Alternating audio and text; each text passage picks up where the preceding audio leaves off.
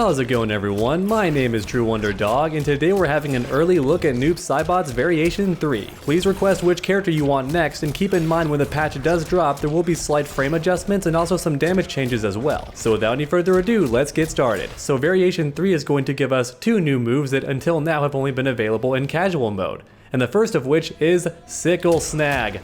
Hallelujah! One of his best combo extenders in the entire game is coming home, and I could not be happier. I can't wait to see this thing at tournament. So in case you don't play Noob Saibot, let me explain why this move is so great. So until now, the main way of extending combos with Noob Saibot outside of the corner was his teleport, and then you would enhance it and get the combo. The thing is, the teleport is quite slow, so your main method for comboing into it was this move. And this is fantastic for punishing any unsafe string. However, outside of that, not a super good tool because high attacks, right? Starts off high, opponent can duck this. So you don't want to use this thing in the neutral, it's very risky. Now outside of that, we also had this string right here, and this string would also combo into teleport. And while it does also start off high, it was much stronger than this string because if you landed down one, the opponent's actually forced to block this string. If they try to duck, they will get hit, they have to block it.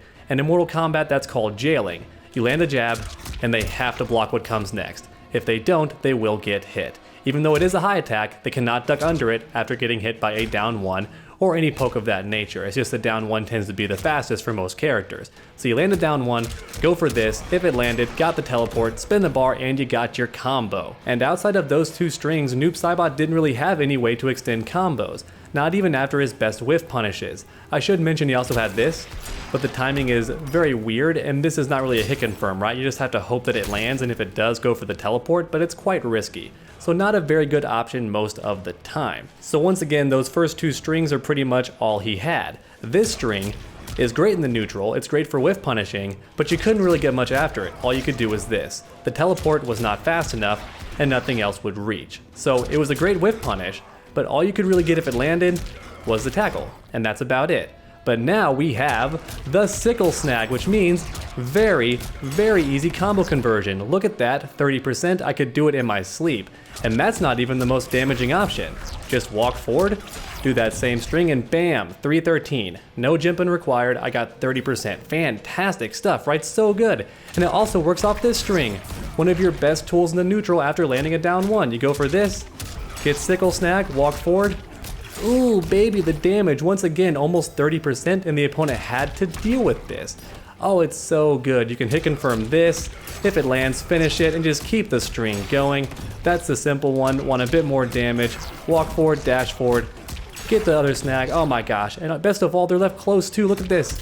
Right within sweep range. I can micro walk or dash and get a throw. Ooh, it's pressure city time, baby. Ooh, so good. So good. Oh, it's so great. And in the corner, forget about it. Once again, not the optimal stuff, I'm sure, but look at what you can do. Look at the potential here. Easy. Easy. 35%. Oh my goodness, one bar, 35% off of this string. Very easy to hit confirm. First two are slow. If they hit, finish it, get that Sickle snag, and get your combo going. So good. So good. And of course, a jump in could also work, right? Land this. Oh my goodness, 38% off a jump in, get out of here. Get out of here, it's so good. Oh my gosh, it's so good. Sickle snag is one of his best tools, but sadly he could never use it at tournaments. It wasn't in either of his two variations. However, now he can, and he finally has access to one of his best moves in the entire game. And next up we have the Sickle toss, an overhead. And this has very many people excited. Let me go ahead and turn on the damage info. That way you can see that it's actually an overhead. So the opponent cannot crouch block this, they have to standing block this. So in theory, if you scare them enough with this move, you can finally make them stand up and catch them with this crushing blow, which you will never see online anymore unless the person just bought the game and you got lucky. Otherwise, you're not going to see it, especially not at tournaments when people know what they're doing. But now, you have the overhead, and this can be amplified. And if you do, you could extend the combo, but outside of the corner, you're not getting very much outside of a teleport. But even so, the damage isn't half bad, you know, 20%, not too bad for a possible whiff punish or just catching the opponent. And you can aim this as well. There's the close version, which hits about jumping distance. Keep in mind, this will whiff if the opponent's right in your face. So you don't want to use it all the time. But you can also do a far version for around here. And there is a very far version if you hold up. So lots of stuff going for this move, and once again, full screen conversion into teleport. I missed the timing. I missed the timing. It is a little bit strict. The timing's a bit wonky on it, but you can definitely get it. Do the far version, teleport. Look at that, 20% from full screen. Not too shabby, makes you pretty dangerous. Could also do this though. And the damage isn't that much different, about 16, so he has some ways to punish from a distance. This move's main quality is you now have a mix-up, and the opponent actually has to stand up every now and then. Up until this point, believe it or not, you might think I'm lying, but this is true, you had no reason to stand block against Noob Saibot. Nothing. He had short hops, but let's be real, not very scary there, right? And worst of all, the opponent would love to neutral duck and just uppercut every chance they got, just always uppercut, because you knock them down, and if you don't go for a mid, you go for a high of some kind, or maybe this, and you don't do it correctly, don't go for the down one first, they just uppercut. Uppercut all the time. Uppercut City against Noob Saibot, poor guy. I was playing this character a lot in Kombat League early on, and I was suffering. I was suffering from all the uppercuts from people, no matter who they were, skilled or otherwise, they were always uppercutting me, and it felt so bad. So now you have this, and they have to respect it. They can't duck this. They have to block it. Cool stuff. And once again, in theory, if you do it enough, you can catch them with this. Now here's the one issue. This move does not combo. Not most of the time.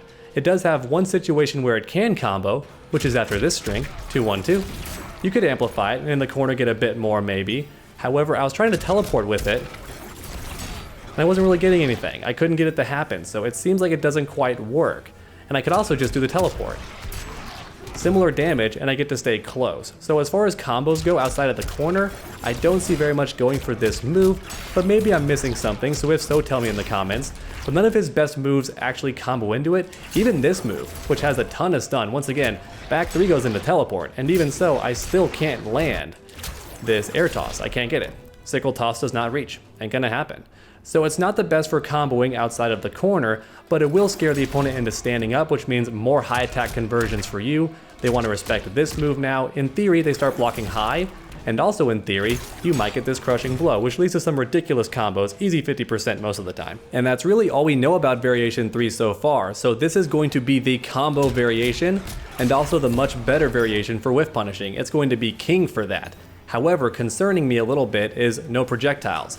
You still have the running man tackle, but it's not the best projectile. It does hit mid, and that's very nice. However, if the opponent hits you at any point during this, whether it be a projectile or otherwise, this guy goes away. So he's not a very good projectile. We don't have Ghost Ball or Spirit Ball, at least that hasn't been confirmed yet. So if the opponent does manage to run away or get some space between you, all you really have is this. And this move is deceptively fast, don't get me wrong. It's on top of you sooner than you think, so it's honestly a pretty decent answer a lot of the time. Pretty fast projectile, and once again, if you spin the bar, you get a teleport. So it's not a bad move, and once again, I'm in the opponent's face, and look at that, he's cornered. Pretty good screen carry too. So it could be a decent option for zoning, but you do lose access to your Spirit Ball, one of your best projectiles in the entire game. You don't seem to have it here. And perhaps most curious of all, there is still one slot open. This move is only one slot, and the same also goes for Sickle snag. So unless they change that and one of them takes up 2 slots, there likely is a third move we don't know about, which I'm guessing might be his dive kick. So it's like this move, only from the sky and angled downward, which is very interesting as a dive kick because you don't have to actually risk your own hitbox for the most part. Now certain moves could still hit you for sure, like Sub-Zero's back 2 might still snipe you out of the sky, but a lot of characters who go for an uppercut or things of that nature will get sniped by your air dive kick projectile, so that sounds pretty interesting. I think that's most likely what he's going to get, but if not, he might also have his Shadow Strike, which is a very good low hitting attack, though I think they may adjust the frame data because it's a low and yet it's safe on block, which seems a bit too strong for a character who also has this overhead. I don't think it's going to be safe on block, or at least not that safe. Maybe they'll increase it to -7 or -6 or something of that nature, but I do think if he has the Shadow Strike, they may adjust the frame data a little bit. Even so, that would in theory give him a 50-50.